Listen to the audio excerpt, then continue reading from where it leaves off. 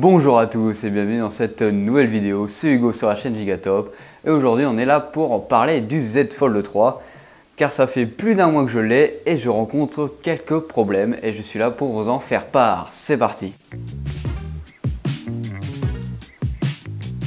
Alors comme vous le savez ou non, j'ai fait quelques vidéos sur celui-ci où je testais la photo et le téléphone en lui-même quelques jours après sa sortie. Je t'invite à aller les voir qui s'afficheront juste ici si tu veux aller les checker tout simplement. Et là aujourd'hui je vais te parler de mon ressenti après un mois, mais surtout de mes problèmes que j'ai eu depuis quelques jours avec celui-ci, qui ne sont toujours pas résolus. Alors problème numéro 1, c'est l'activation du Wi-Fi. Le Wi-Fi ne veut plus s'activer dans ce Fold, c'est-à-dire que je suis obligatoirement obligé d'être en 4G.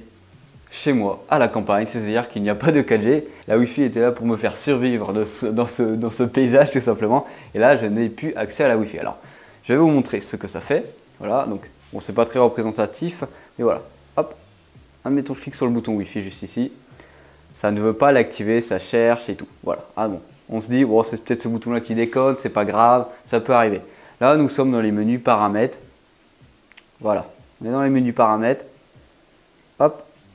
J'ai checké pour allumer le Wi-Fi et on peut voir que celui-ci va tourner et ne faire que tourner pendant des heures et des heures. Le Wi-Fi ne va donc pas s'activer. Donc je suis obligatoirement obligé de rester en 4G. Donc là vous allez me dire, ouais c'est pas grave, tu te mets en 4G, ta Wi-Fi marche pas. Bah si, c'est un problème parce que chez moi, j'ai beaucoup d'appareils connectés en Wi-Fi avec lesquels je projette par exemple des vidéos YouTube sur ma télévision, sur mes enceintes connectées en Wi-Fi grâce à la Wi-Fi de ce téléphone et ça ne marche pas. Premier point qui ne marche pas et mon premier problème avec ce téléphone. Alors maintenant passons au deuxième problème que je rencontre actuellement.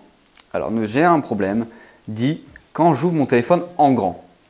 Ça m'est souvent arrivé là-dessus, ça fait 3-4 jours que ça me fait ça et c'est vraiment très frustrant parce que voilà, on a payé un téléphone à 1700 € et celui-ci ne marche pas comme on le veut. Alors admettons je suis ici sur une application, ici je suis dans le menu. Je vais ouvrir par exemple l'application YouTube. Admettons, voilà, l'application YouTube est ouverte. Celui-ci va se figer. Actuellement, ça ne veut pas se figer, mais ça m'arrive souvent. C'est que le téléphone se fige sur l'application. Du coup, le téléphone n'est plus fonctionnel et celui-ci redémarre. Ça me le fait au moins 3-4 fois par journée. Donc, c'est assez désagréable.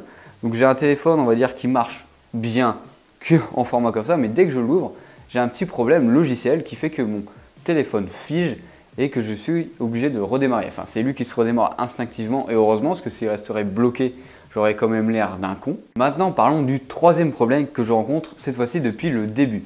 Alors, si vous avez suivi mes vidéos sur le Fold, à plusieurs moments dans les vidéos, je dis que mon téléphone surchauffe, c'est-à-dire que le téléphone devient chaud. Et là, on va dire que c'est aggravé. Mon téléphone devient beaucoup plus chaud quand je suis en jeu ou quand je regarde une vidéo.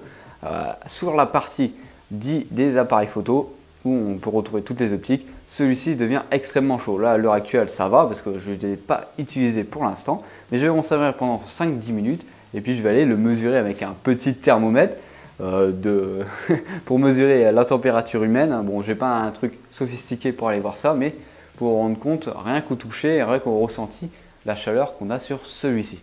Alors là, ça fait bien 5 bonnes minutes que je bidouille à mon téléphone, j'ai fait quelques photos, je suis allé sur TikTok, je suis allé sur YouTube, etc. Le téléphone a déjà commencé à chauffer. Alors juste ici, le téléphone commence à chauffer juste ici, comme je vous l'ai dit. Alors à ce niveau-là, je suppose que c'est le processeur et les RAM qui sont à ce niveau-là sur le téléphone. On pourra aller voir une vidéo de démontage de celui-ci pour voir si j'ai bien raison ou pas, mais approximativement, ça doit être ça.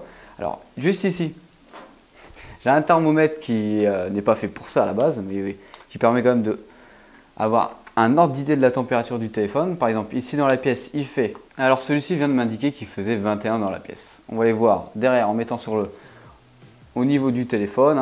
Je suis actuellement sur un jeu, là je suis sur Dokkan Battle. On va aller mettre l'ustensile à l'arrière de celui-ci pour voir la température, pour voir si je suis vraiment un arnaqueur ou pas, si je dis qu'il surchauffe beaucoup trop pour rien ou non. Ici voilà, on a déjà pris 34 degrés, donc on a pris déjà 15 degrés par rapport à la température extérieure, donc au toucher ça se sent. Bon, tout à l'heure j'ai essayé de vous le faire arriver en direct, mais là l'écran a figé, voilà, je ne peux plus rien faire sur mon écran. Voilà, j'étais sur une application, ça a complètement bugué. Voilà, je suis ici, le téléphone va sans doute redémarrer. Et voilà, je suis complètement figé, je ne peux plus rien faire. Là, on pourrait croire que c'est les applications qui font bugger mon téléphone. Mais comme je vais vous parler après, hein, je suis passé en mode sécurisé. C'est de rester appuyé sur le bouton éteindre et hop, ça se met en mode sécurisé.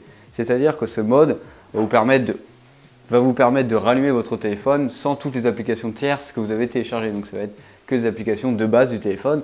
Voilà, c'est pour voir si c'est une des applications qui fait bugger votre téléphone.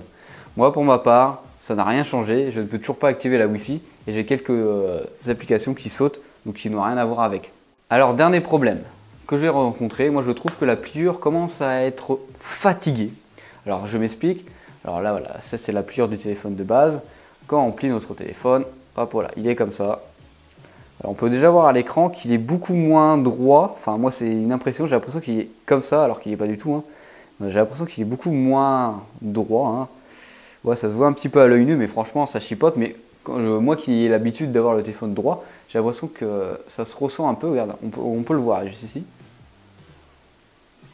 Il reste quelques millimètres et que ce téléphone s'ouvre moins en grand depuis le début que je l'ai. Alors, en continuant sur le problème de la charnière et de l'ouverture de celui-ci, moi, j'ai rencontré un problème dit quand je l'ouvre, il n'y a aucune saleté. Voilà. Et quand on l'ouvre, des fois, j'entends des bruits. Et là, je vais me dire, oh putain, il y avait un petit gravillon qui était là, coincé et tout. Et ben non, comme vous avez pu le voir ici, il n'y avait pas de gravillon. Et il y a eu un petit bruit en mode tric, tric, tric. Voilà, ça fait un petit bruit. Donc, je ne sais pas si c'est normal ou c'est moi qui n'ai pas de chance depuis le début sur ce téléphone. On va dire que c'est moi, parce que même pour les enceintes de Vialet, apparemment, il n'y a que moi qui ai ce problème-là. On a l'impression que je suis malchanceux quand j'achète des produits à ce prix-là. Alors pour finir sur cette vidéo, j'espère que j'ai pu vous faire un petit retour après un mois sur mes problèmes que j'ai actuellement avec ce Fold.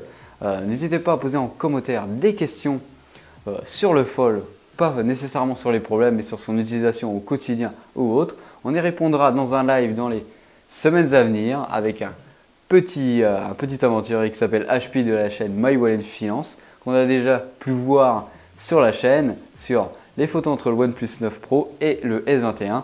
Je vous mets la vidéo juste ici si vous voulez aller voir. On va répondre à ces questions en live. Alors n'hésitez pas à y aller. Posez-moi toutes les questions, on y répondra. Allez, je te souhaite une bonne journée et bisous.